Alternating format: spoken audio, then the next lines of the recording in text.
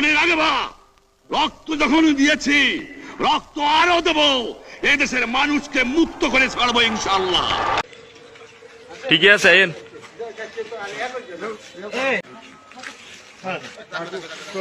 ভিডিওটা দেখছেন, 40-50 জন মানুষ একজন বয়স্ক মানুষের গলায় জুতোর মালা পরিয়ে ঘোরাচ্ছে। এখানে যারা উপস্থিত আছে সবাই ধর্মে ইসলাম, সবাই মুসলমান, কিন্তু 40 জন মুসলমান একজন বৃদ্ধ মুসলমানকে গলায় জুতোর মালা পরিয়ে ঘোরাচ্ছে কেন? এই পৃথিবীর এমন একটা ধর্ম যাদেরকে ব্রেন ওয়াশ করাটা খুব তাড়াতাড়ি করা যায়। সেজন্যই এই দৃশ্যটা আজকে গোটা পৃথিবীর মানুষ দেখলো, এবং এই পৃথিবীর কোনায় কোনায় যে সমস্ত বাংলা ভাষায় কথা বলেন এমন মানুষ যারা আছেন, বাঙালি যারা আছেন, তারা এই মুহূর্তে লজ্জায় মুখ দেখাতে পারছেন না। 1971-এ যে পাকিস্তানের বিরুদ্ধে লড়ে এই বাংলাদেশের মানুষ হিন্দু মুসলমান নির্বিশেষে নিজেদের স্বাধীনতা ছিনিয়ে এনেছিল, এত বছর পরে, এই 53 বছর পরে সেই পাকিস্তানকেই আবার নিজেদের বাপ বানানোর জন্য 40 জন মুসলমান নিজেরই ধর্মের একজন বয়স্ক মানুষকে গলায় জুতোর মালা পরিয়ে ঘোরাতেও পিছু পা হচ্ছে না। কি অদ্ভুত জিনিস না? সেই বাংলা কোথায় গেল? সেই বাংলাদেশ ভাবতেও এখন অবাক লাগে, লজ্জা লাগে যে এই বাংলাদেশের সঙ্গে কাঁধে কাঁধ মিলিয়ে এই বাংলা, এই পশ্চিমবঙ্গের বিপ্লবীরা দেশ স্বাধীন করেছিল। হিন্দুদের উপর অত্যাচার চলছে, একের পর এক হিন্দু মন্দির ভাঙা হচ্ছে, অত্যাচার চলছে, ধর্মান্তরকরণ চলছে, কিন্তু সেই সঙ্গে চলছে মুক্তিযোদ্ধাদের অপমান। ঠিক কি হচ্ছে বাংলাদেশ এই মুহূর্তে? এই লজ্জার দৃশ্যগুলো আপনাদেরও দেখা খুব দরকার, এবং এই জন্য দেখা দরকার যে ওপার বাংলা থেকে পালিয়ে এপার বাংলায় চলে এসে যারা সেকুলার হয়ে গেছে তাদের মোবাইলে এই ভিডিওটা পৌঁছে দেওয়াও অত্যন্ত দরকার। এই প্রতিবেদন শেষ অবধি দেখুন। আমি মানব, দ্য নিউজ বাংলায় আপনাদের স্বাগত জানাচ্ছি।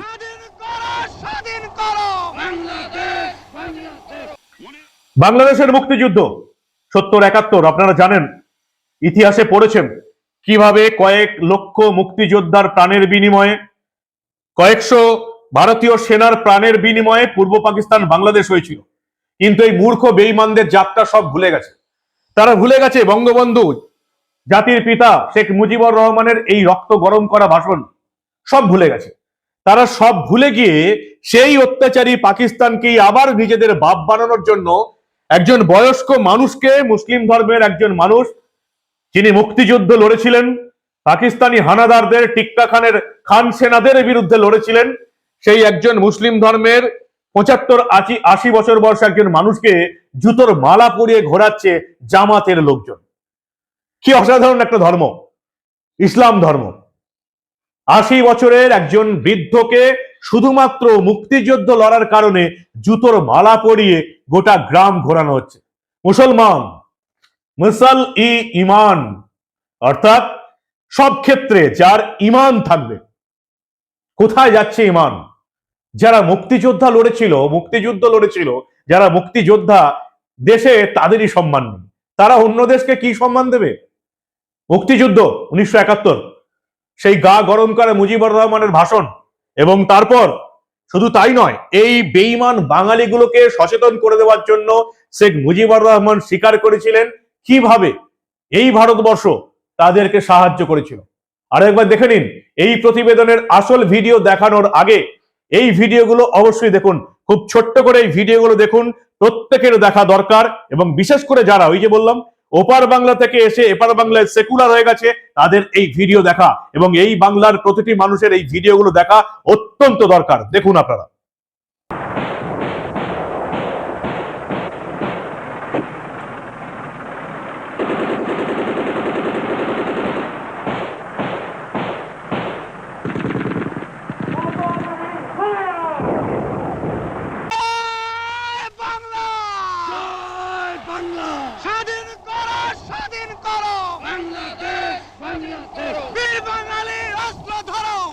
মুজিব ভাই এসে গেছেন, তাকে আপনারা স্লোগান দিয়ে অভিবাদন দেন।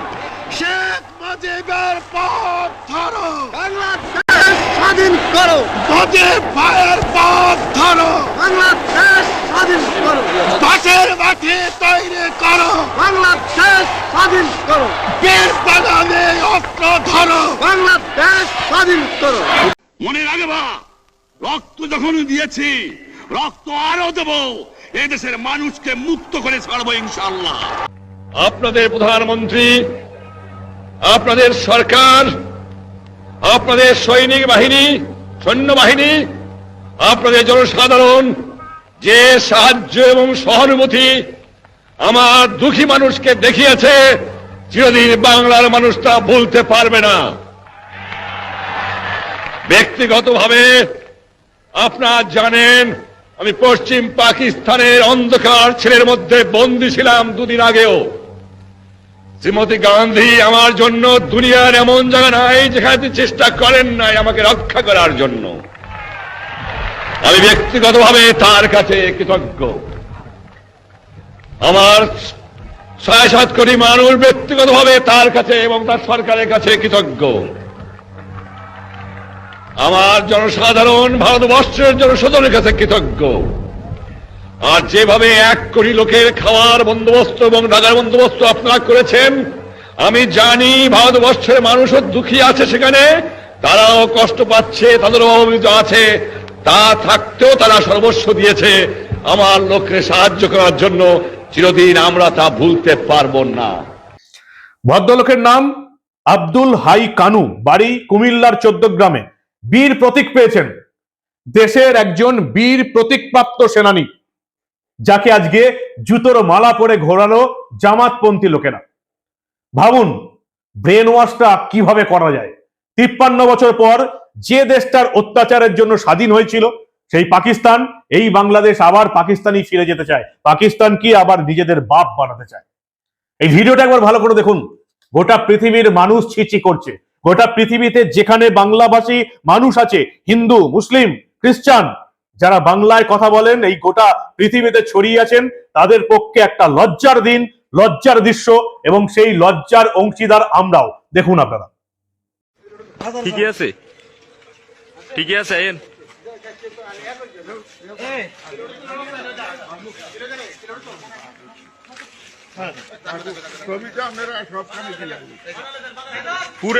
পুরা গ্রামের মানুষের কাছে মাপ চাইতে নেবেন নি আপনি, একজন একজন। এখন এখন আপনি এই এলাকা থেকে চলে যাবেন না? কোন দিন আমরা চলে যাবো? বাড়িতে না, বাড়িতে না, না না না, আমরা চলে যান, খাইয়েন না, আমরা বলতে না না, আমরা চলে যান, আমরা বাড়িতে দেখতেছি না না, আমরা দেখতেছি এলাকা এলাকা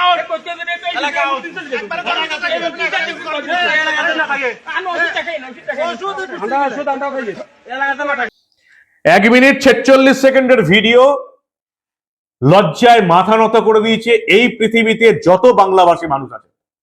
পশ্চিমবঙ্গে, বাংলাদেশে, বিশ্বের বিভিন্ন দেশে যত বাঙালি আছে, বাংলা ভাষায় যারা কথা বলে, লজ্জায় মাথা নত হয়ে গেছে যে কিভাবে একটা বেঈমানদের দেশ, মূর্খদের দেশ, মৌলবাদের দেশ মুক্তিযোদ্ধাদের এভাবে গলায় জুতোর মালা পরিয়ে ঘোরাতে পারে।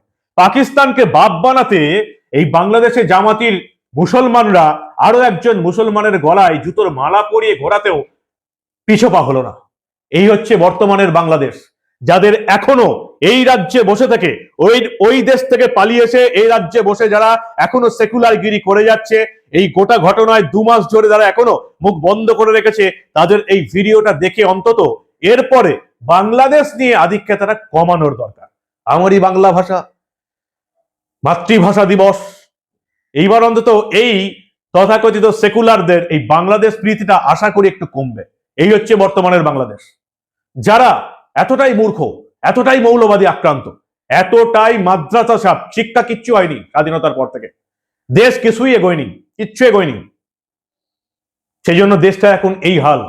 যারা স্বাধীনতার লড়াই লড়েছে, যারা মা বোনদের অপমানের লড়াই লড়েছে, তাদেরকে এখন একেবারে গোটা গ্রামে জুতো পরে ঘোরাচ্ছে। কারণ এরা পাকিস্তানকে নিজেদের বাপ বানাতে চায়। বাংলাদেশে হিন্দুদের উপর অত্যাচার চলছে, ভয়ঙ্কর ঘটনা ঘটে আসছে, এবং সেগুলো দেখাতেও পারবো না, কারণ এখন সোশ্যাল মিডিয়ার কন্ট্রোল নিয়েছে এই বাংলাদেশিরা। ফেসবুকে আপনি কিচ্ছু পোস্ট করতে পারবেন না। এই যে নাটোরের কাশিমপুর কেন্দ্রীয় শ্মশানের মন্দিরের সেবাই তরুণ চন্দ্র দাসকে নৃশংসভাবে হত্যা করা হয়েছে, সেই ভিডিও আপনি দেখাতে পারবেন না। তাহলে এই প্রতিবেদন আপনাদের কাছে পৌঁছবে না। একের পর এক কোনটার কথা বলবো, গত 48 ঘন্টা শেষ দুদিনে ময়মনসিংহ, দিনাজপুর, নাটোরের বিভিন্ন মন্দির এবং ধর্মীয় প্রতিষ্ঠানে হামলা হয়েছে। বেশিরভাগটাই মন্দির, দু একটা গির্জাও আছে। তার মধ্যে এই নাটোরের কাশিমপুর কেন্দ্রীয় শ্মশানের সেবাই তরুণচন্দ্র দাসকে হাত পা বেঁধে নৃশংসভাবে হত্যা করা হলো। 20 জন গিয়ে একজনকে হাত পা বেঁধে বাঁধলো এবং তাকে মেরে দিল। এই হচ্ছে ধর্মটার এখন অবস্থা, এই হচ্ছে মৌলবাদী দেশটার এখন অবস্থা। হিন্দু থাকতে দেবে না। 1947 সালের পর থেকে যে সরকারই আসুক না কেন, সেই সরকার এরশাদি চালাক বা বেগম খালেদা জিয়াই চালাক বা শেখ হাসিনাই চালাক, 28% থেকে এই মুহূর্তে বাংলাদেশে হিন্দুর সংখ্যা হচ্ছে 5% খাতায় কলমে সরকারি ভাবে। যারা এখনো সেকুলার গিলি দেখায়, ধর্ম নিরপেক্ষতার কথা বলে, তাদের গালে একটা ছোট্ট করে চাটি মেরে জিজ্ঞাসা করুন একটাই প্রশ্ন, যে বাংলাদেশে গণপ্রজাতান্ত্রিক দেশে, সংবিধান অনুযায়ী গণপ্রজাতান্ত্রিক দেশ, সেখানে হিন্দুদের সংখ্যা 28% থেকে 5% কেন হলো? বাকি 26% হিন্দু বাঙালি কোথায় গেল?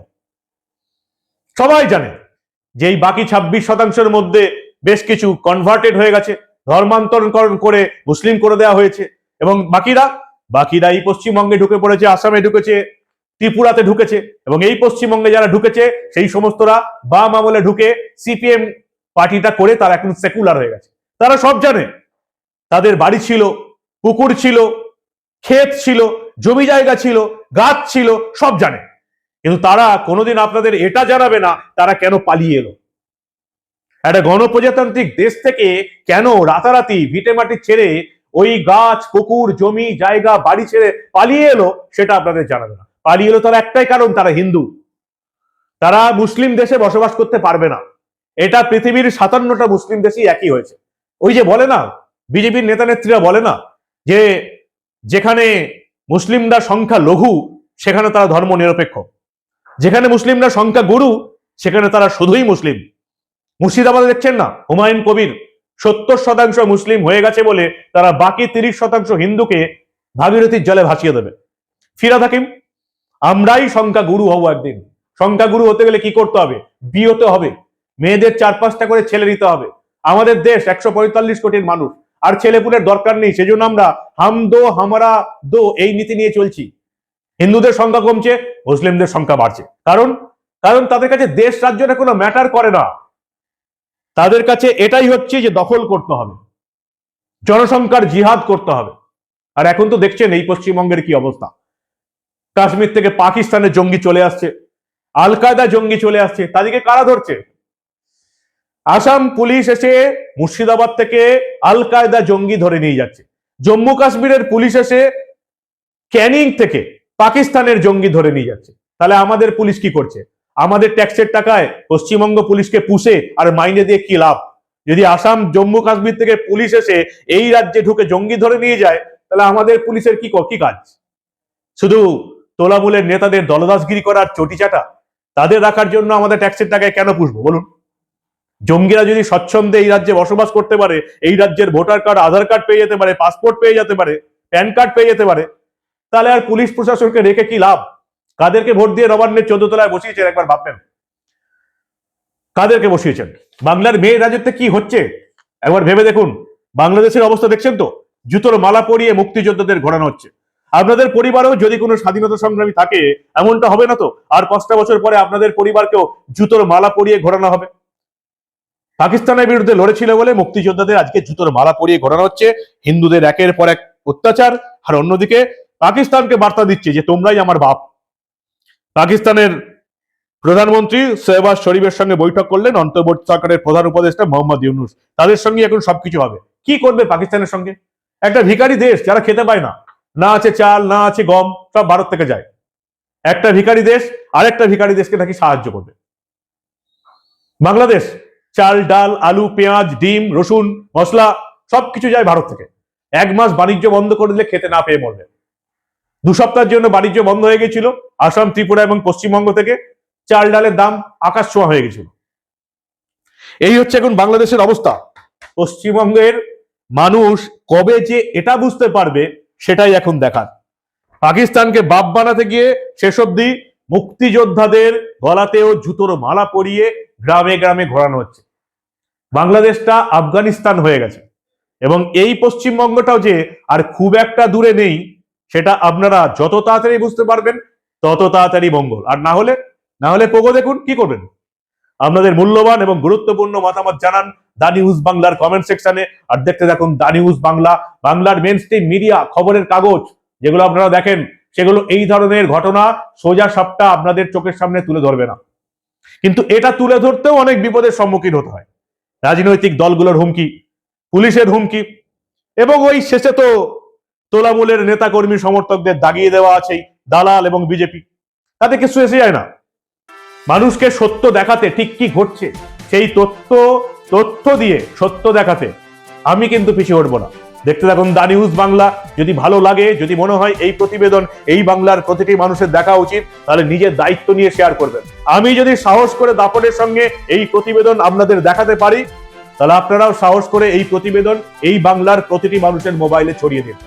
দেখতে থাকুন দা নিউজ বাংলা। আমরা এই ধরনের কোনো ঘটনা চেপে রাখতে দেব না।